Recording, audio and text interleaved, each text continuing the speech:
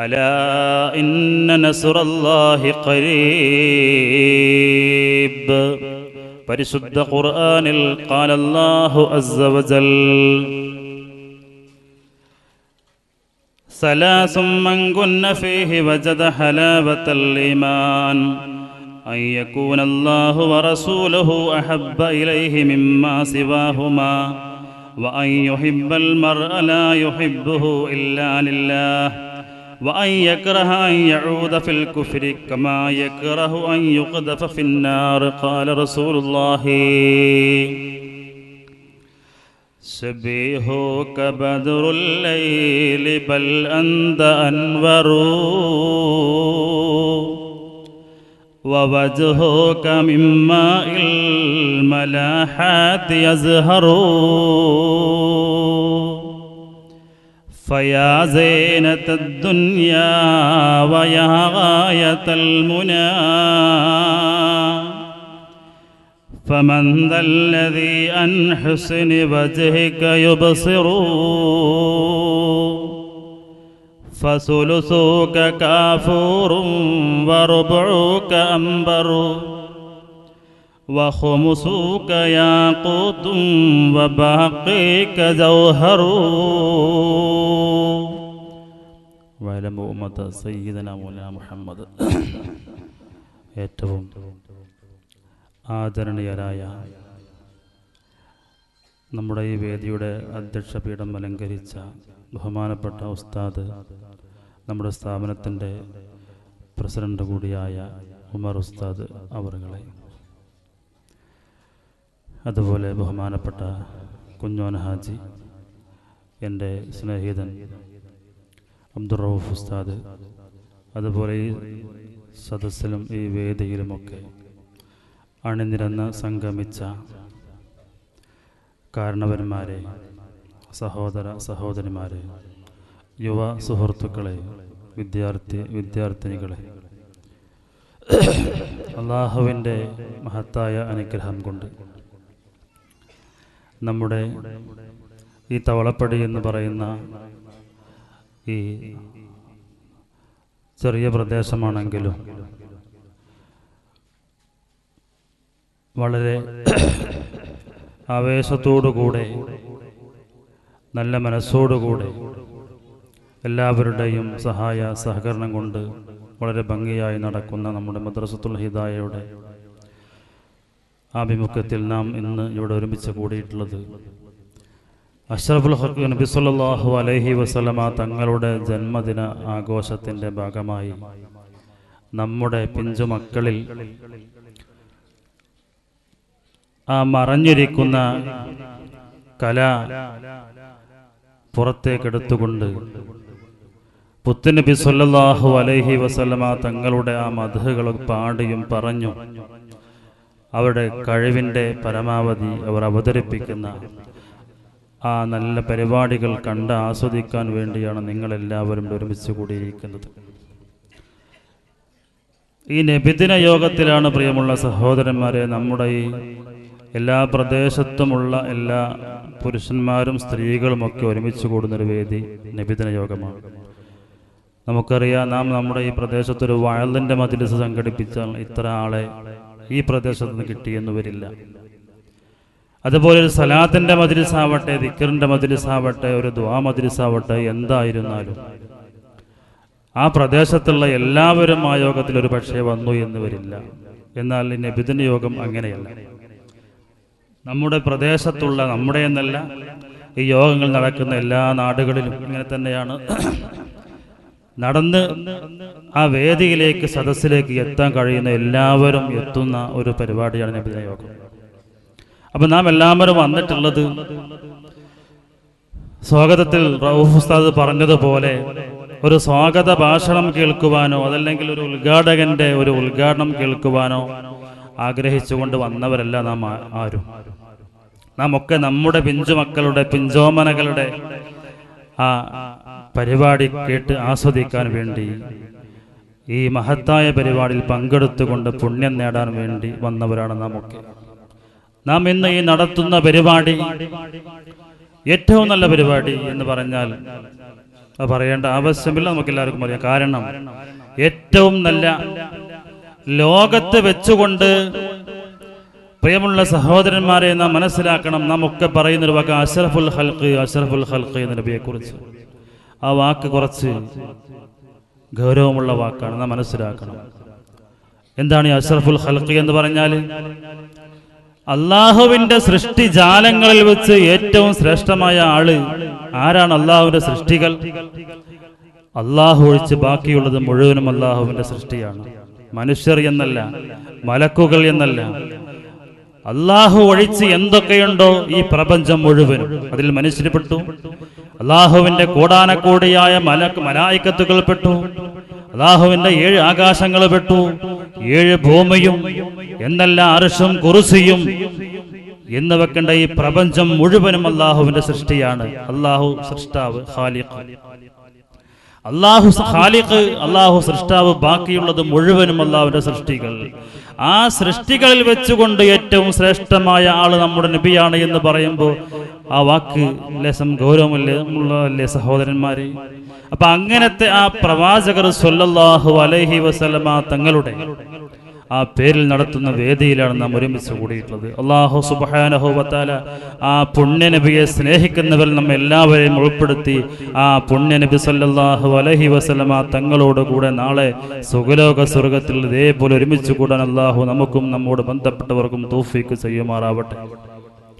സഹോദരന്മാരെ, ഒരു ഖുദ്സിയായ ഹദീസിലൂടെ നമുക്ക് മനസ്സിലാക്കാൻ കഴിയുന്നു, അല്ലാഹു സുബ്ഹാനഹു വ തആല ഈ പ്രപഞ്ചത്തെ മുഴുവനും സൃഷ്ടിക്കുവാൻ കാരണം മുത്തുനബി സല്ലല്ലാഹു അലൈഹി വസല്ലമ തങ്ങളെ അല്ലാഹു സൃഷ്ടിക്കാൻ ഉദ്ദേശിച്ച കാരണം കൊണ്ടാണ്.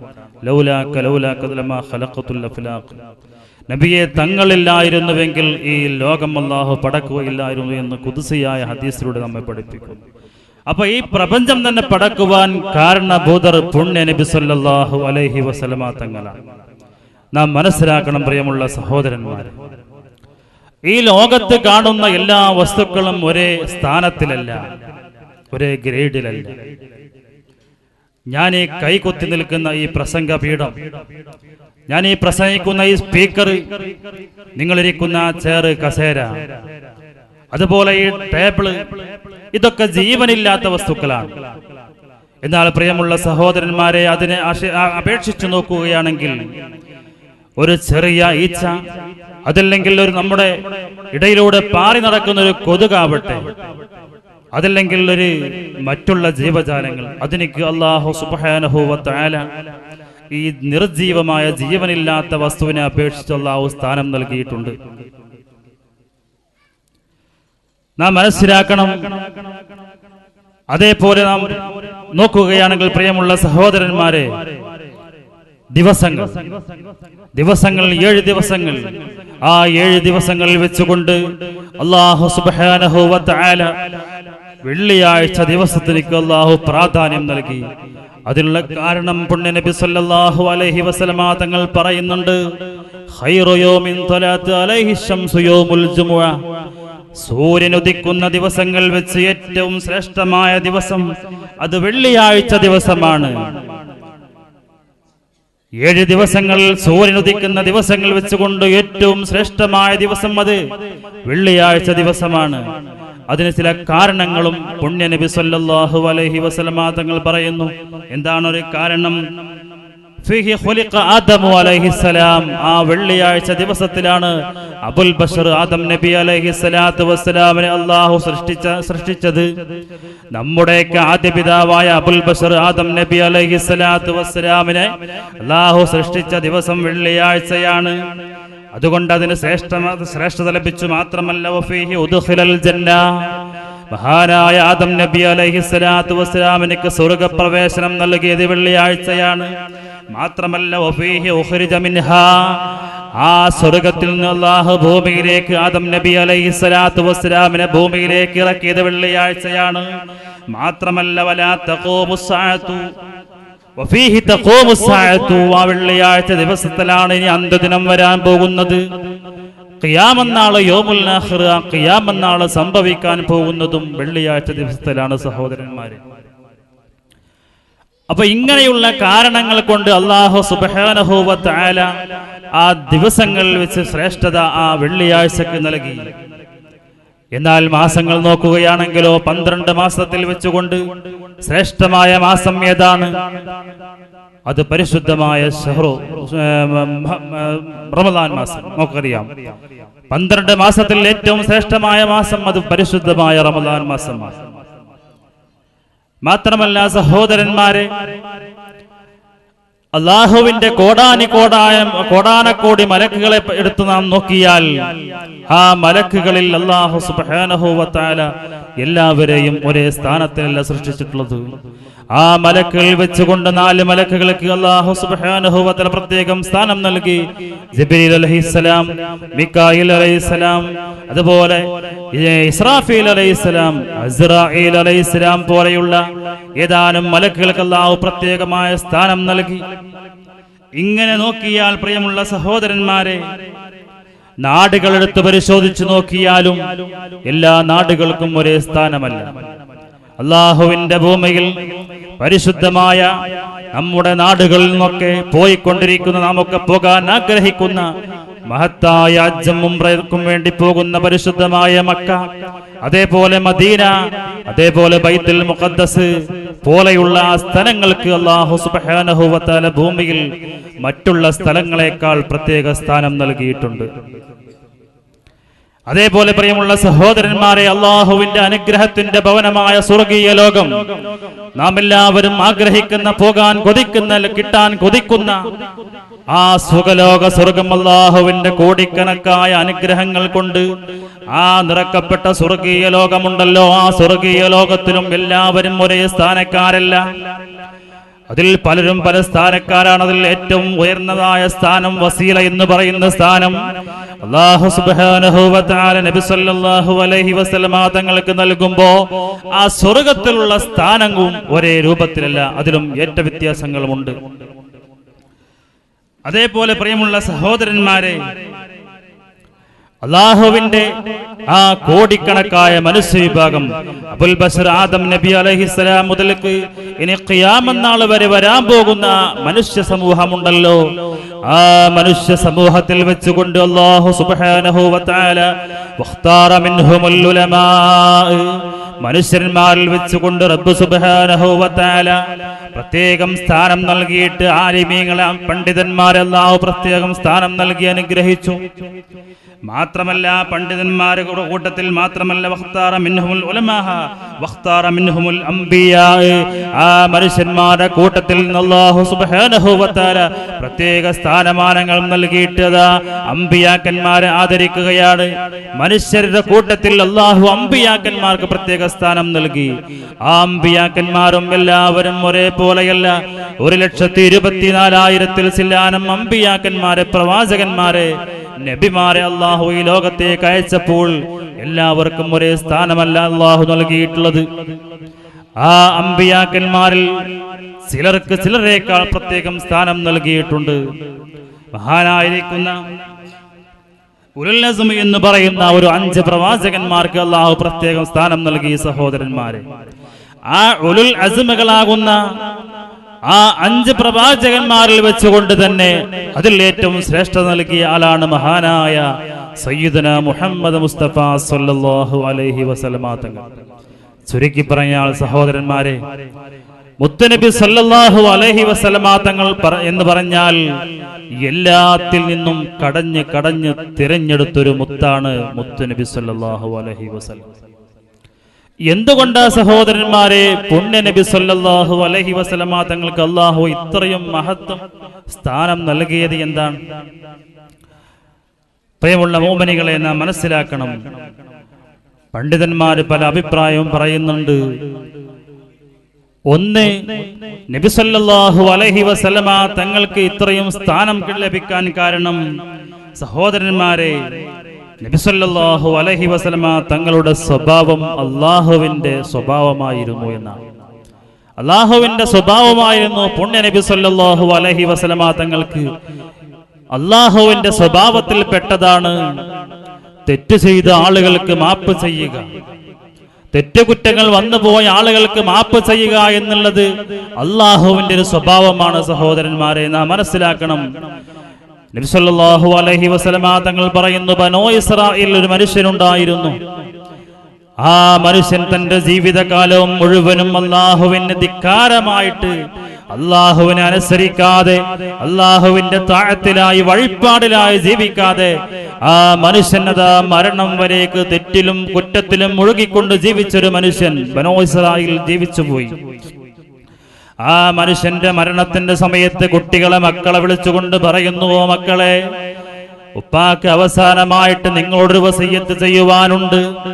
ഞാൻ അങ്ങോട്ട് മരിച്ചുകൊണ്ട് ഈ ദുനിയാവിൽ നിന്ന് അങ്ങോട്ട് മരിച്ചു പോയാൽ നിങ്ങൾ ദയവ് ചെയ്തൊരു കാര്യം ചെയ്യണം. എന്റെ ആ ജഡം, ആ ഭൗതിക ശരീരമുണ്ടല്ലോ, ജീവൻ അറ്റ ആ ജീവനില്ലാത്ത എന്റെ ആ മരണപ്പെട്ട ശരീരമുണ്ടല്ലോ, ശവശരീരം, ആ ശവശരീരം നിങ്ങൾ തീയിലിട്ട് കരിച്ചുകൊണ്ട് വെണ്ണീറാക്കി ആ വെണ്ണീർ കടലിൽ കൊണ്ടുപോയി കലക്കണം എന്ന് ഞാൻ നിങ്ങളോട് അവസാനമായി എൻ്റെ ഒരു വസിയ്യത്ത് ഞാൻ മക്കളെ നിങ്ങളോട് ഏൽപ്പിക്കുകയാണ് എന്ന് പറഞ്ഞുകൊണ്ട് ആ മനുഷ്യൻ ഈ ലോകത്തോട് യാത്ര പറഞ്ഞുകൊണ്ട് മരണപ്പെട്ടു പോയി. സഹോദരന്മാരെ, പിതാവിന്റെ ആ വസിയ്യത്ത് പ്രകാരം മക്കളതേ പോലെ ചെയ്തു.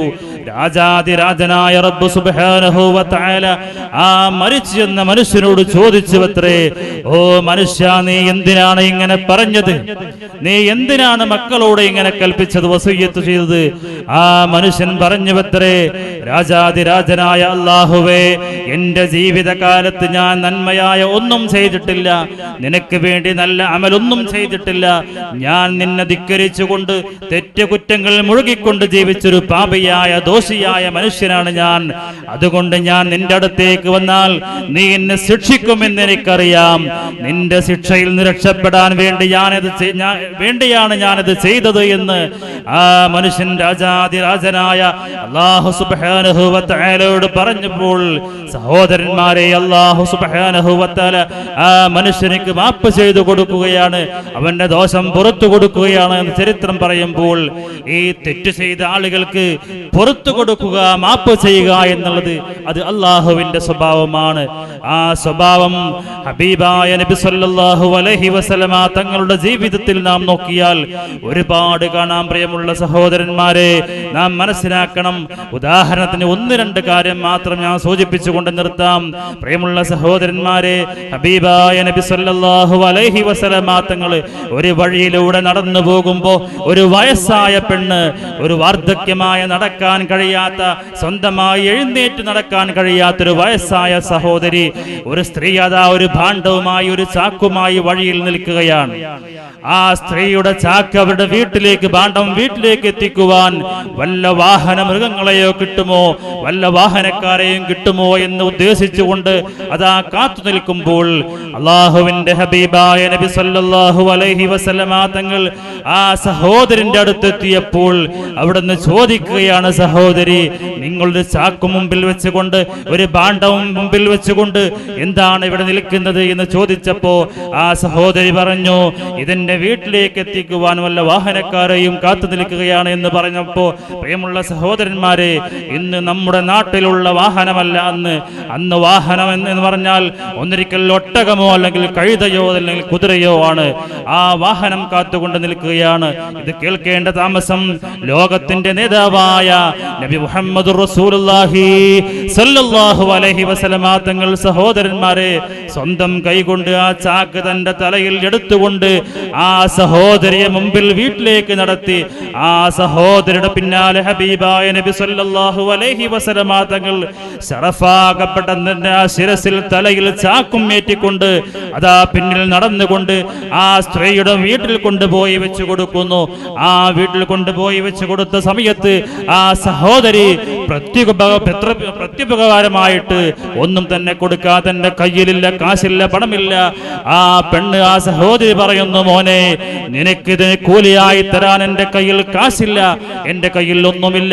പക്ഷേ എനിക്ക് കഴിയുന്നൊരു കാര്യം, നിനക്ക് വേണ്ടി ഒരു പ്രാർത്ഥന മാത്രം ഞാൻ പ്രാർത്ഥിച്ചു തരാം എന്ന് പറഞ്ഞുകൊണ്ട് അല്ലാഹുവിന്റെ ഹബീബായ നബി സല്ലല്ലാഹു അലൈഹി വസല്ലമ തങ്ങളുടെ ആ തലയിൽ കൈവച്ചുകൊണ്ട് ഈ വയസ്സായ ഉമ്മ പ്രാർത്ഥിക്കുന്നു, സഹോദരന്മാരെ, മോനെ, നമ്മുടെ ഈ നാട്ടിൽ ഈ 300 ചില്ലാനം ദൈവങ്ങളെ, ആ ബിംബങ്ങളെ നാം ആരാധിച്ചുകൊണ്ട്, ദൈവങ്ങളാക്കി വെച്ച് ആരാധിച്ച് പ്രാർത്ഥിച്ച് ആരാധിച്ചുകൊണ്ട് നമ്മുടെ പ്രശ്നങ്ങൾക്ക് പരിഹാരം കാണാത്ത ഈ കാലത്ത് അതാ 300 ചില്ലാനം ബിംബങ്ങളെ ഒന്നും ആരാധിക്കണ്ട, അവർക്കൊന്നും ഇബാദത്ത് ചെയ്യണ്ട, ഒരൊറ്റ ദൈവത്തിന് മാത്രം, ഒരു അല്ലാഹുവിന് മാത്രം ഇബാദത്ത് ചെയ്താൽ മതി എന്ന് പറഞ്ഞുകൊണ്ട് ഒരു കള്ളപ്രവാചകൻ നമ്മുടെ നാട്ടിൽ മക്കയിൽ ഉദയം ചെയ്തിട്ടുണ്ട്.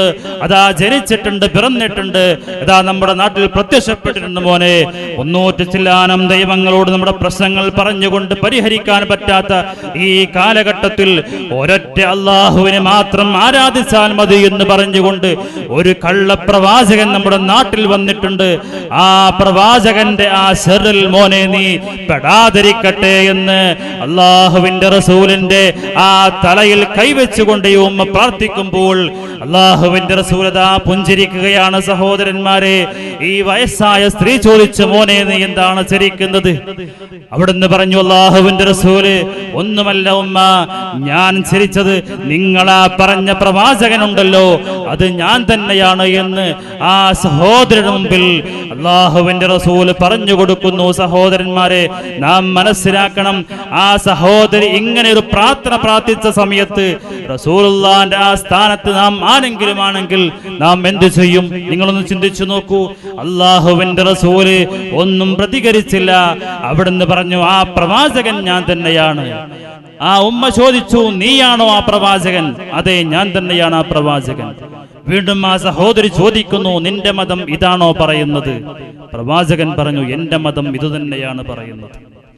അധികം ചിന്തിക്കേണ്ടി വന്നില്ല, താമസിച്ചില്ല, ആ സഹോദരി മുസ്ലിമായി. സഹോദരന്മാരെ, അല്ലാഹുവിന്റെ റസൂലിന്റെ ആ സ്വഭാവം കണ്ടിട്ട് ആ സഹോദരി മുസ്ലിമായി. നമ്മുടെ സ്വഭാവം കണ്ടിട്ട് എത്ര ആള് മുസ്ലിമായിട്ടുണ്ട് നാം മനസ്സിലാക്കണം. സഹോദരന്മാരെ, പരിശുദ്ധ ഇസ്ലാം ഇവിടെ പ്രചരിപ്പിച്ചത് അത് വാളുകൊണ്ടും യുദ്ധം ചെയ്തുകൊണ്ടൊന്നുമല്ല.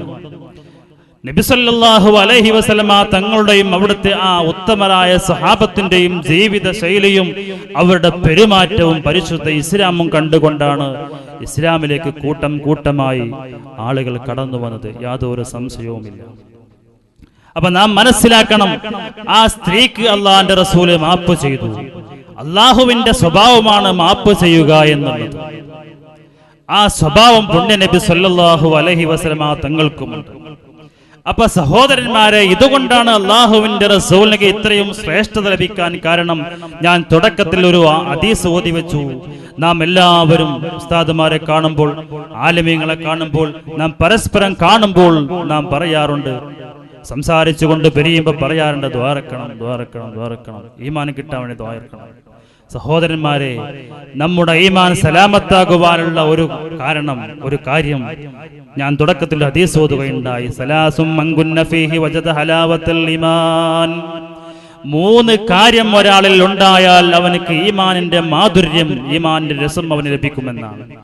ഈമാനിന്റെ രസമുണ്ട്, ഈമാനിന്റെ രസമുണ്ട്. നമുക്ക് ആ രസം ലഭിച്ചിട്ടുണ്ടോ എന്ന് നാം ചിന്തിക്കണം. സഹോദരന്മാരെ, സ്വഹാബത്ത് ആ രസം ലഭിച്ചവരായിരുന്നു. അതുകൊണ്ടാണ് അവരെ നിസ്കാരത്തിൽ അല്ലാഹുവിന്റെ മുമ്പിൽ ആ മുനാജാത്ത് നിസ്കാരത്തിന് വേണ്ടി നിയ്യത്ത് വെച്ചുകൊണ്ട് കൈകെട്ടിയാൽ പിന്നീട് അവിടെ നടക്കുന്ന ഒന്നും അവർ അറിയുകയില്ല. മഹാനായ സയ്യിദുന അലി റളിയല്ലാഹു അൻഹു ഒരു യുദ്ധത്തിൽ തന്റെ ശരീരത്തിൽ അമ്പ് തറച്ചുകൊണ്ട് സഹാബത്ത് പറിച്ചെടുക്കാൻ ശ്രമിച്ചപ്പോൾ വേദന സഹിക്കുന്നില്ല. അലിയാരെ തങ്ങൾ പറഞ്ഞു, നിങ്ങളത് പറിച്ചെടുക്കണ്ട, ഇപ്പോൾ പറിച്ചെടുക്കണ്ട, വേദന സഹിക്കാൻ പറ്റുന്നില്ല. അമ്പിന്റെ സ്വഭാവം അങ്ങോട്ട് തുളഞ്ഞതുപോലെ ഇങ്ങോട്ട് വരില്ല, ഇങ്ങോട്ട് വരുമ്പോൾ ആ മാംസം മുറിച്ച് കീറിക്കൊണ്ടാ വരിക. നമുക്കറിയാമല്ലോ.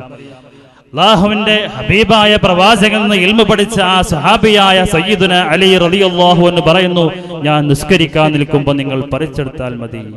അലി റളിയല്ലാഹു അൻഹു നിസ്കാരത്തിന് വേണ്ടി അതാ കൈകെട്ടി നിസ്കാരത്തിൽ പ്രവേശിച്ചു.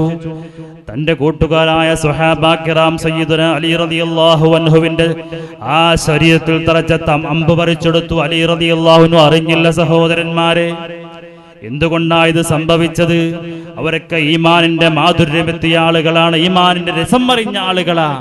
നാം മനസ്സിലാക്കണം. സയ്യിദുന ഹൻളല റളിയല്ലാഹു അൻഹു, ഞാൻ നീട്ടിപ്പറയുകയില്ല, ഹൻളല റളിയല്ലാഹു അൻഹു പ്രിയമുള്ള സഹോദരന്മാരെ, ഒരുപാട് പ്രയാസം സഹിച്ചുകൊണ്ട് ഒരു വിവാഹം കഴിച്ചു.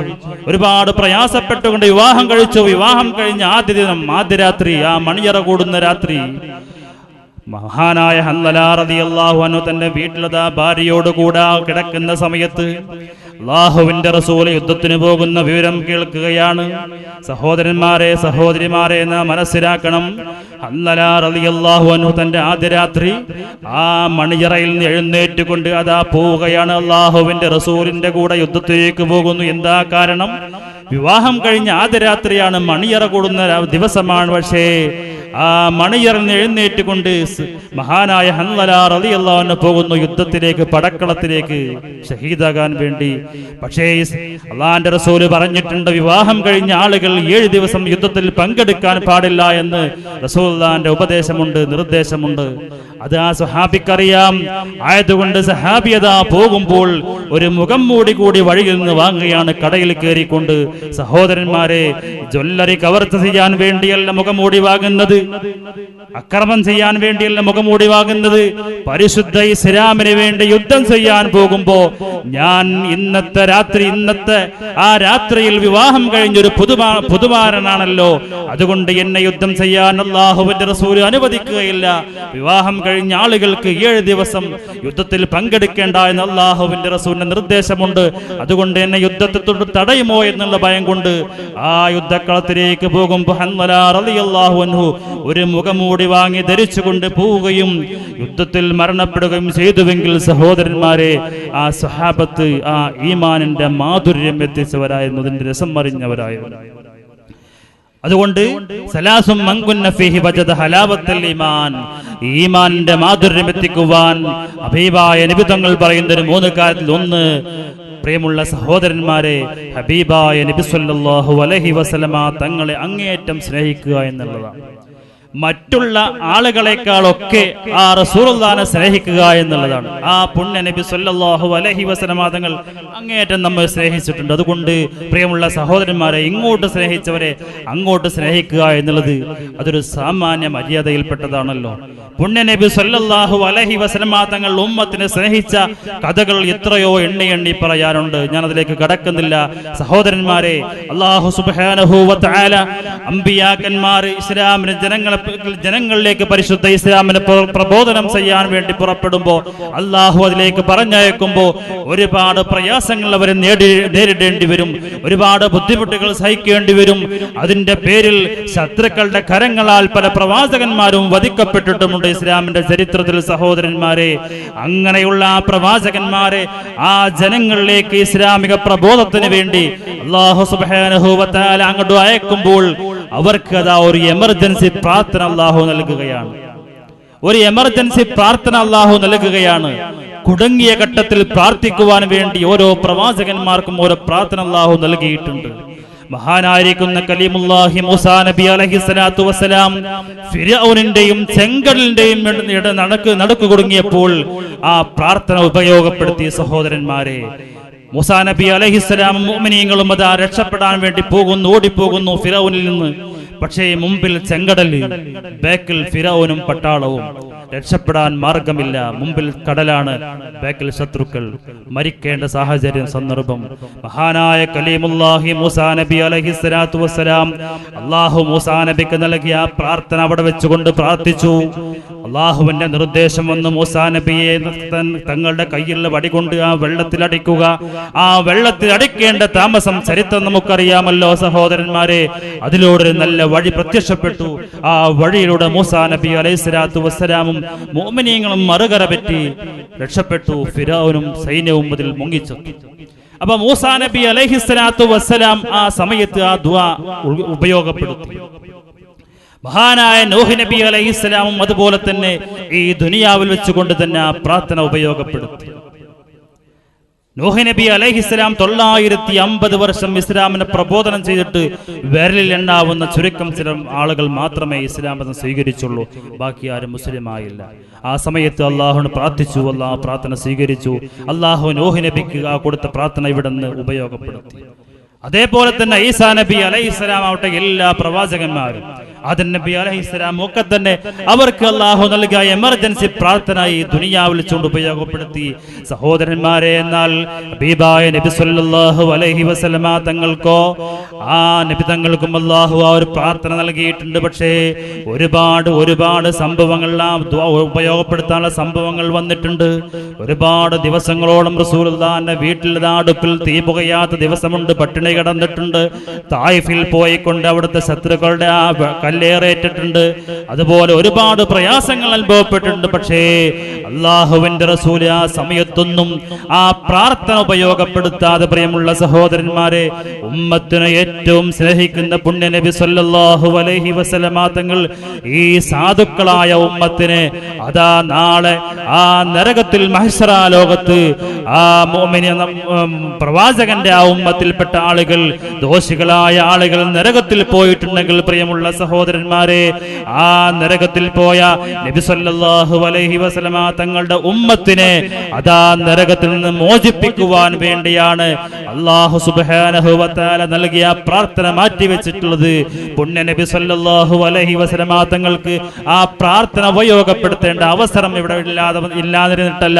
പക്ഷേ ആ ഉമ്മത്തിന് വേണ്ടി, നരകത്തിൽ പോകുന്ന ഉമ്മത്തിനെ ആ പ്രാർത്ഥിച്ച് നരകത്തിന് രക്ഷപ്പെടുത്തി സ്വർഗത്തിലേക്ക് കടത്താൻ വേണ്ടി അള്ളാന്റെ റസൂൽ ആ ദുആ മാറ്റിവെച്ചിരിക്കുകയാണ്. സഹോദരന്മാരെ, നോക്കൂ ആ ഉമ്മത്തിനോടുള്ള സ്നേഹം പുണ്യ നബിയുടെ.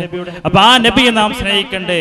മാത്രമല്ല, പ്രിയമുള്ള സഹോദരന്മാരെ, അള്ളാഹുവിന്റെ റസൂലിന്റെ ജീവിതകാലത്ത് അതാ ജിബ്രീൽ അലൈഹിസ്സലാത്തു വസ്സലാം, വഹയുമായി വരുന്ന ജിബ്രീൽ അലൈഹിസ്സലാത്തു വസ്സലാം ഒരു 15 ദിവസത്തോളം ആ റസൂലുള്ളാഹിന്റെ സന്നിധിയിലേക്ക് വഹയുമായി വന്നില്ല. വഹയി പിന്തി. ഒരു 15 ദിവസത്തോളം വഹയി പിന്തി. പ്രവാചകന് വല്ലാത്ത പ്രയാസം, വല്ലാത്ത മനപ്രയാസം, വല്ലാത്ത വേദന, വല്ലാതെ ദുഃഖിച്ചു, പ്രയാസപ്പെട്ടു. 15 ദിവസങ്ങൾക്ക് ശേഷം അല്ലാഹു സുബ്ഹാനഹു വ തആല മുഖറബുൽ അംലാക്ക് മലക്ക് ജിബ്രീൽ അലൈഹിസ്സലാത്തു വസ്സലാമിനെ അല്ലാഹുവിന്റെ റസൂലിന്റെ സന്നിധിയിലേക്ക് പറഞ്ഞയക്കുകയാണ്. എന്തുമായിട്ടാ പറഞ്ഞയക്കുന്നത്? ഒരു ചെറിയ സൂറത്തുമായിട്ട്. വല്ലുഹാ വല്ലൈലി ഇദാ സജാ മാ വദ്ദഅക റബ്ബുക വമാ ഖലാ വലൽആഖിറതു ഖൈറുൽ ലക മിനൽ ഊലാ വലസൗഫ യുതീക റബ്ബുക ഫതർലാ. അല്ലാഹുവിന്റെ റസൂലിന്റെ സന്നിധിയിൽ വന്നുകൊണ്ട്, പുണ്യ നബി സല്ലല്ലാഹു അലൈഹി വസല്ലമ തങ്ങളുടെ തിരുസന്നിധിയിൽ വന്നുകൊണ്ട് ജിബ്രീൽ അലൈഹിസ്സലാത്തു വസ്സലാം അതാ ഓതിക്കൊടുക്കുകയാണ്. അല്ലാഹു സുബ്ഹാനഹു വ തആല അല്ലാഹുവിന്റെ ഹബീബായ നബിയെ അതാ സമാധാനപ്പെടുത്തുകയാണ്. നബിയെ, ഒരു 15 ദിവസങ്ങളോളം 15 ദിവസത്തോളം വഹയി പിന്തിയ ആ കാര്യം കൊണ്ട്, സംഭവം കൊണ്ട് നബി അങ്ങ് വല്ലാതെ വിഷമിച്ചുവല്ലേ? തങ്ങൾ പ്രയാസപ്പെട്ടുവല്ലേ? തങ്ങൾ പ്രയാസപ്പെടണ്ട. തങ്ങളെ നബിയെ, അങ്ങേ ഞാൻ കൈയൊഴിച്ചിട്ടില്ല, തങ്ങളെ ഞാൻ ഒഴിവാക്കിയിട്ടില്ല. ശത്രുക്കളൊക്കെ പറഞ്ഞടക്കാൻ തുടങ്ങി. സഹോദരന്മാരെ, മുഹമ്മദിന്റെ അല്ലാഹു അതാ ഒഴിവാക്കിയിരിക്കുന്നു, കൈയൊഴിച്ചിരിക്കുന്നു, വഹയി കിട്ടാതെ വരാൻ തുടങ്ങി എന്നൊക്കെ പറഞ്ഞ് പരിഹസിക്കാൻ തുടങ്ങി. അല്ലാഹു സുബ്ഹാനഹു വ തആല പറയുന്നു, മാ വദ്ദഅക റബ്ബുക വമാ ഖലാ. നബിയെ, തങ്ങളൊന്നുകൊണ്ടും വിഷമിക്കണ്ട, ഞാൻ തങ്ങളെ ഉപേക്ഷിച്ചിട്ടില്ല, ഞാൻ തങ്ങളെ ഒഴിവാക്കിയിട്ടില്ല. നബിയെ, വലസൗഫ യുതീക റബ്ബുക ഫതർലാ. നാളെ സുഖലോക സ്വർഗത്തിൽ തങ്ങൾക്ക് ഒരുപാട് പ്രതിഫലം അതാ തങ്ങൾക്ക് ഞാൻ തരാൻ പോകുന്നുണ്ട്. ആ പ്രതിഫലങ്ങളൊക്കെ സുഖലോക സ്വർഗത്തിലുള്ള അല്ലാഹുവിന്റെ അനുഭൂതികളൊക്കെ തങ്ങൾക്ക് ലഭിക്കുമ്പോ ആ സമയത്ത് നബിയെ അങ്ങ് ഫതർലാ, തങ്ങൾ തൃപ്തിപ്പെടും നബിയെ എന്നർത്ഥം വരുന്ന ആ സൂറത്തുമായി ജിബ്രീൽ അലൈഹിസ്സലാത്തു വസ്സലാം വന്ന് ഓതിക്കൊടുത്തപ്പോ അതൊക്കെ കേട്ടുകൊണ്ട് അവിടുന്ന് പറയുന്നു, അല്ലാഹുവേ, ഇതുകൊണ്ടൊന്നും എനിക്ക് നാളെ സുഖലോക സ്വർഗത്തിൽ എത്ര സുഖങ്ങൾ നൽകിയാലും എത്ര സൗകര്യങ്ങൾ നൽകിയാലും ഞാൻ അതുകൊണ്ടൊന്നും തൃപ്തിപ്പെടുന്നില്ല റബ്ബേ. വാഹിദും മിൻ ഉമ്മത്തി ഫിന്നാർ. എന്റെ കോടാനക്കോടി ഉമ്മത്തിൽ ഒരു മനുഷ്യൻ, എന്റെ ഉമ്മത്തിൽപ്പെട്ട ഒരു സാധു മനുഷ്യൻ ആ നരകത്തിൽ കടന്നുകൊണ്ട് ശിക്ഷ അനുഭവിക്കുന്ന കാലത്തോളം നബിയെ, അല്ലാഹുവേ, എനിക്ക് എത്ര സുഖ സൗകര്യങ്ങൾ നിന്റെ സുഖലോക സ്വർഗത്തിൽ നൽകിയാലും ഞാൻ അതുകൊണ്ട് തൃപ്തനല്ല എന്ന് പറഞ്ഞെങ്കിൽ, പ്രിയമുള്ള സഹോദരന്മാരെ, ആ പ്രവാചകന്റെ ഉമ്മത്തിനുള്ള സ്നേഹം എത്രമാത്രമുണ്ട് സഹോദരന്മാരെ. അതുകൊണ്ട് ആ പ്രവാചകൻ നമ്മെ ഇങ്ങോട്ട് സ്നേഹിച്ചതല്ലേ, അതുകൊണ്ട് അങ്ങോട്ട് സ്നേഹിക്കുക എന്നുള്ളതൊരു സാമാന്യ മര്യാദയായതുകൊണ്ട് നാം ആ പ്രവാചകനെ സ്നേഹിക്കണം സഹോദരന്മാരെ. സ്നേഹം എന്നുള്ളത് നാം സ്നേഹിക്കുന്നുണ്ട് എന്ന് പറഞ്ഞതുകൊണ്ടോ നാം കുറെ പാടിയതുകൊണ്ടും പ്രസംഗിച്ചതുകൊണ്ടും മാത്രമായില്ല. ആ പ്രവാചകന്റെ ആ ചര്യ, ആ സുന്നത്ത് നമ്മുടെ ജീവിതത്തിൽ പകർത്തി നാം ജീവിക്കണം പ്രിയമുള്ള സഹോദരന്മാരെ. അല്ലാഹുവിന്റെ ഹബീബായ നബി സല്ലല്ലാഹു അലൈഹി വസല്ലമ തങ്ങൾ നമുക്ക് കാണിച്ച നാം മാതൃക പിൻപറ്റി പരിശുദ്ധ ഇസ്ലാമിന്റെ ചട്ടക്കൂട്ടിലായി നാം ജീവിക്കണം. നമ്മുടെ മക്കളെയും പ്രിയമുള്ള സഹോദരന്മാരെ അതുപോലെ വളർത്തണം, നാം ശ്രദ്ധിക്കണം. നമുക്കൊക്കെ നമ്മുടെ മക്കളിൽ വലിയ പ്രതീക്ഷയുണ്ട്. നമ്മുടെ മക്കൾ പ്രയാസപ്പെടാൻ പാടില്ല, ഒന്നുകൊണ്ടും അവർ ദുനിയാവിലും ആഖിറത്തിലും ഒരു പ്രയാസവും അനുഭവിക്കരുത് എന്നൊക്കെ നമ്മൾ ആഗ്രഹിക്കുന്ന ആളുകളാണ്.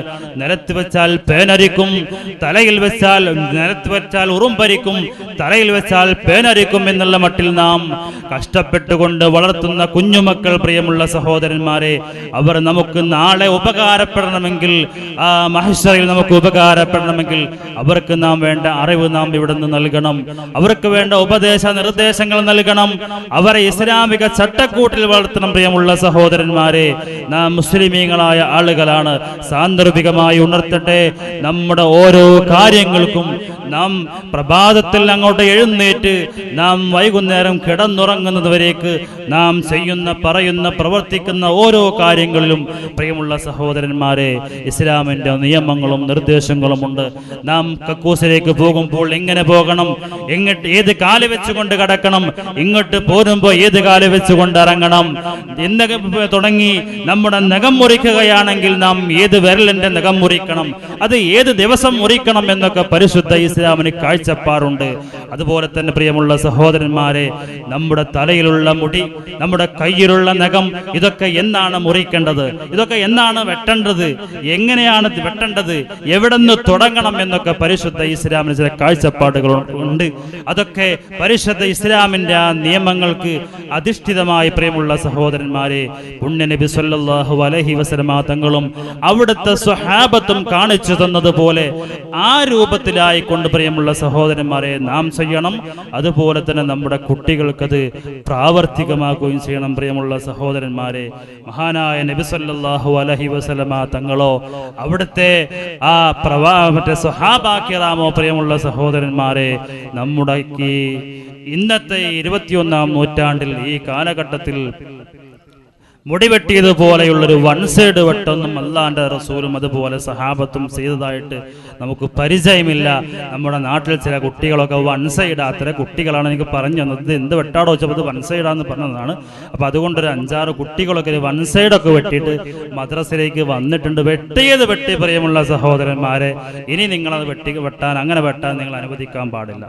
നമുക്ക് തടസ്സം ഉണ്ടായിട്ടല്ല, നമ്മുടെ കുട്ടികളെ ഒരു നാം നിസ്കാരം പഠിപ്പിക്കുന്നു. 7 വയസ്സായ കുട്ടിക്ക് നിസ്കാരം നിർബന്ധമില്ല, 10 വയസ്സായാലും നിർബന്ധമില്ല, പ്രായപൂർത്തിയായാലേ നിർബന്ധമുള്ളൂ. പക്ഷെ എന്തിനാ 7 വയസ്സായ കുട്ടിയോട് നിസ്കാരം കൽപ്പിക്കാൻ പറയുന്നത്? അത് ഫിഖ്ഹിന്റെ കിതാബിൽ പറയുന്നുണ്ട്, ലിത്തംരീനി, അത് പരിശീലിപ്പിക്കാൻ വേണ്ടിയിട്ടാണ്, പരിചയിക്കാൻ വേണ്ടിയിട്ടാണ്. 7 വയസ്സായ കുട്ടിക്ക് നിസ്കാരം നിർബന്ധമല്ല, പക്ഷെ നിസ്കരിപ്പിക്കണം മാതാപിതാക്കൾ നിസ്കരിപ്പിക്കണം. എന്തിനു വേണ്ടി? ലിത്തംരീനി, പരിശീലിപ്പിക്കാൻ വേണ്ടി, പരിചയിക്കാൻ വേണ്ടിയിട്ട്. പ്രായപൂർത്തിയായ കുട്ടി പിന്നെ നിസ്കാരം അങ്ങോട്ട് തുടങ്ങണമെങ്കിൽ 7 വയസ്സ് മുതൽ തുടങ്ങിയ പരിചയമുള്ള കുട്ടിയെ 15 വയസ്സായത് തുടങ്ങുള്ളൂ, അല്ലെങ്കിൽ തുടങ്ങൂല.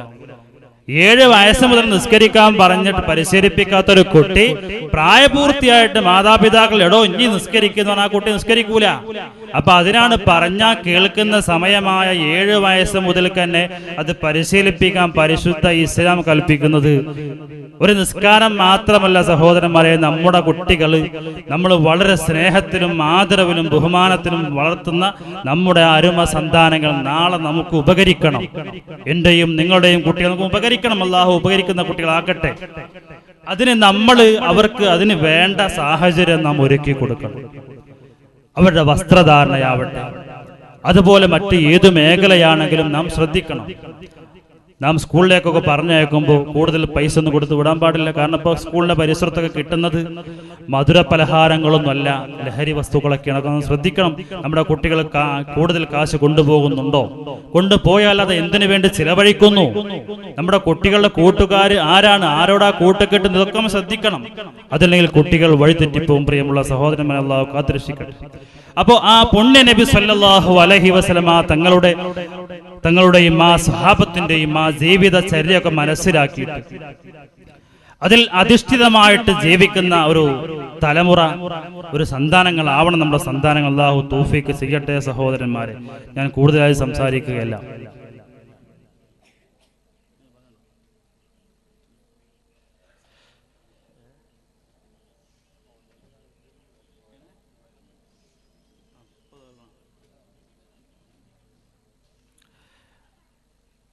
സഹോദരന്മാരെ, കൂടുതലായി സംസാരിക്കുകയല്ല. നമ്മുടെ മദ്രസയിൽ കുട്ടികൾ കുറവാണെങ്കിലും കുട്ടികൾ കുറവായതുകൊണ്ട് നിർബന്ധിച്ച് 2-3 പരിപാടി കൊടുത്തിട്ടുണ്ട്. കാരണം ഒരു ദിവസത്തെ മൈക്കിൻ്റെ വാടക കൊടുത്ത് നിങ്ങളെല്ലാവരും പരിപാടി കേൾക്കാൻ വേണ്ടി വരുമ്പോൾ ഒരു 8-10 പരിപാടിയായിട്ട് നടത്തിയിട്ട് പിരിച്ചുള്ള ശരിയല്ല. അപ്പോൾ അതുകൊണ്ട് കുട്ടികൾ കുറവാണെങ്കിലും നിർബന്ധിച്ച് കഷ്ടപ്പെട്ടിട്ട് കുറെ കൂടുതൽ പരിപാടി അവർക്ക് കൊടുത്ത് പഠിപ്പിച്ചിട്ടുണ്ട്. ഏകദേശം 10-60 പരിപാടിയോളമുണ്ട്.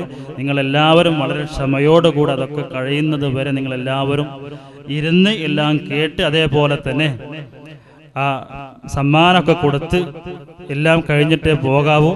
പ്രിയമുള്ള സഹോദരന്മാരെ, ഈ പരിപാടിയിലേക്ക് സംഭാവന ചെയ്ത, സഹായിച്ച, സഹകരിച്ച ഒരുപാട് ആളുകളുണ്ട്.